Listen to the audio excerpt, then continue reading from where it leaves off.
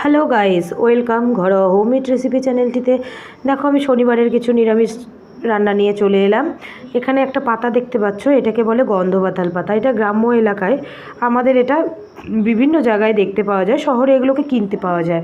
এই পাতাটির একটি বিশেষ উপকারিতা হলো এই পাতাটি খেলে মুখে রুচি হয়। যাদের সর্দি কাশিতে অরুচি হয়ে যায় তাদের মুখে রুচি হয়। এই পাতাটিকে রসুন, কালো জিরে, লঙ্কা দিয়ে ভালো করে ভেজে কাঁচা পাতা বাটা খেলে পরে মুখের রুচি আসে। এগুলো বড়া খাওয়া যায়, আবার পাতা বাটাও খাওয়া যায়। আমি আজকে এই পাতাটার তরকারি রান্না করে দেখাবো। চলো, তরকারিটা একটু ইউনিক। সচরাচর তোমরা খেয়েছো কেউ না আমি জানি না, আমার বাড়িতেও খুব একটা হয় না, আমাদের বাড়িতে বেশি পাতা বাটা হয়। তো দেখতেই পাচ্ছ আমি কিছু সবজি দেখে দিয়েছি, মিষ্টি কুমড়ো, কাঁচকলা, পটল দেইনি ওখানে, মিষ্টি কুমড়ো, কাঁচকলা, পেঁপে, আলু দিয়ে দিয়েছি। ঠিক আছে, তো তোমরা ওখানে চাইলে পটলও দিতে পারবে, পটল কচি সাদা ডাঁটা। তো যাই হোক, চলো, এখানে দেখো আমি কড়াই বসিয়ে দিয়েছি, আর কিছুগুলো পাতা আমি মিক্সির জারে নিয়ে নিয়েছি পেস্ট করবো জন্য। আর দেখো আমি কড়াইয়ে তেল দিয়ে দিয়েছি।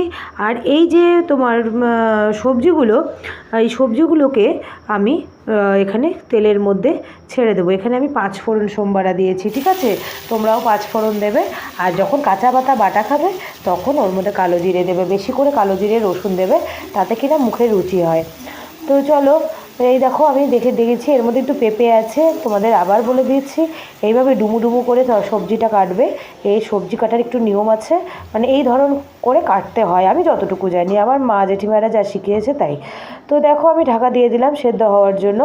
আর তোমাদের দেখো আমি বলেই দিলাম, মিষ্টি কুমড়ো রয়েছে, আলু, কাঁচকলা, পেঁপে, পটল আর সাদা ডাঁটাও দেওয়া যায়, কিন্তু আমি দেইনি কারণ আমার কাছে ছিল না। তো চলো, দেখো আমি ঢাকাটা তুলে দিয়েছি, এদিকে পেস্ট করে ফেলেছি।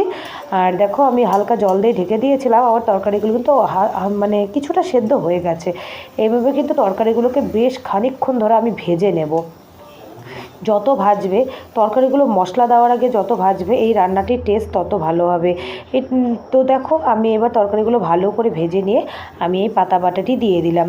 এই পাতা বাটাটি দেওয়ার পরে আমি এটাকে আরও ভালো করে নেড়ে নেব। এই পাতার মধ্যে কিন্তু শুধু বন্ধুরা পাতাই নেই, এর মধ্যে আদা, জিরে, একটু ধনে গুঁড়ো আর কয়েকটা লঙ্কা রয়েছে, কাঁচা লঙ্কা রয়েছে। ঠিক আছে, দিয়ে এই পাতাটি আমি একসাথে বেটেছি। বাটার পর এই বাটনাটি আমি সবজিটার মধ্যে ঢেলে দিয়েছি।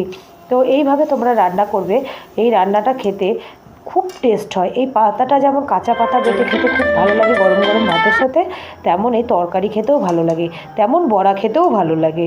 চালের গুঁড়ো দিয়ে ডাল বেটে বড়া খেতে ভালো লাগে। তো চলো, ওগুলো তো মুখরোচক খাবার, এটা একটু নতুনত্ব খাবার, আমি তাই তোমাদের সাথে শেয়ার করলাম।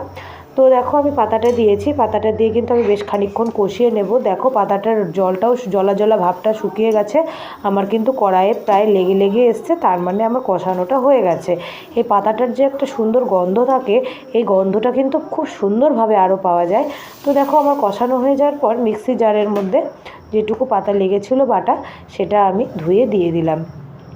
আরেকটু জল দিতে হবে, আমার জলটা কম হয়ে গেছে, আমি পরে আরেকটু জল দিয়ে দিয়েছি। তো দেখো তারপরে এই পাতাটাকে আমি ফুটতে দেব। আমার সবজিগুলো তো অনেকটাই সেদ্ধ হয়ে গেছে, অনেকটা কি প্রায় সবই সেদ্ধ হয়ে গেছে। যাই হোক, ঝোলটা দেওয়ার পর ঝোলটা না ফুটলে তো স্বাদ আসে না, তো তার জন্য ঝোলটাকে আমি ফোটাবো।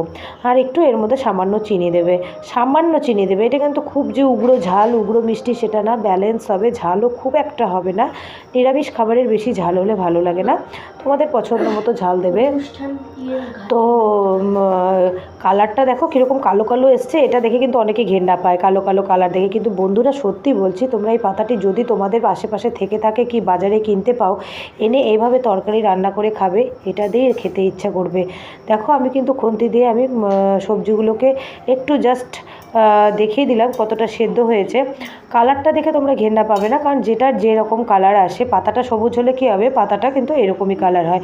তো দেখতে পেলে আমি একটু সামান্য ঘি দিয়ে দিলাম, এটার মধ্যে কিন্তু কোনো গরম মশলা যাবে না, শুধু ঘি যাবে।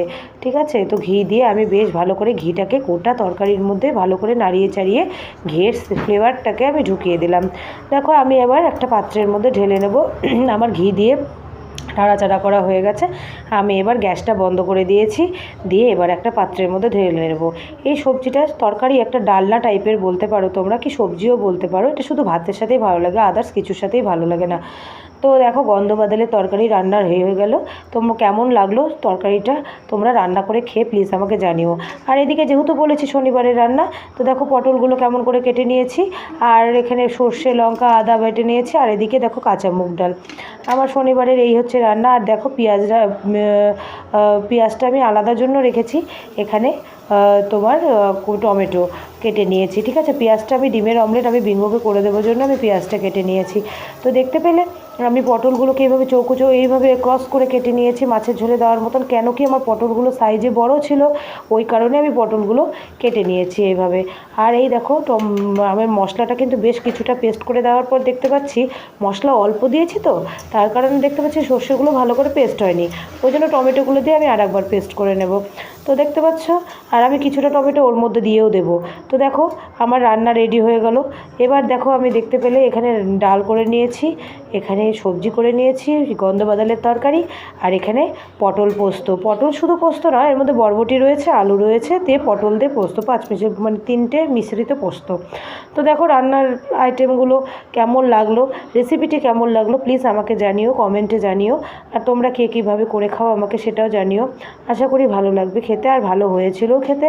তো চলো আজকের মতন আমার শনিবারে নিরামিষ থালি এটুকুই। আসছি আবার নেক্সট কোনো ভিডিও নিয়ে, ততক্ষণের জন্য please like, comment and share and subscribe করে দিও।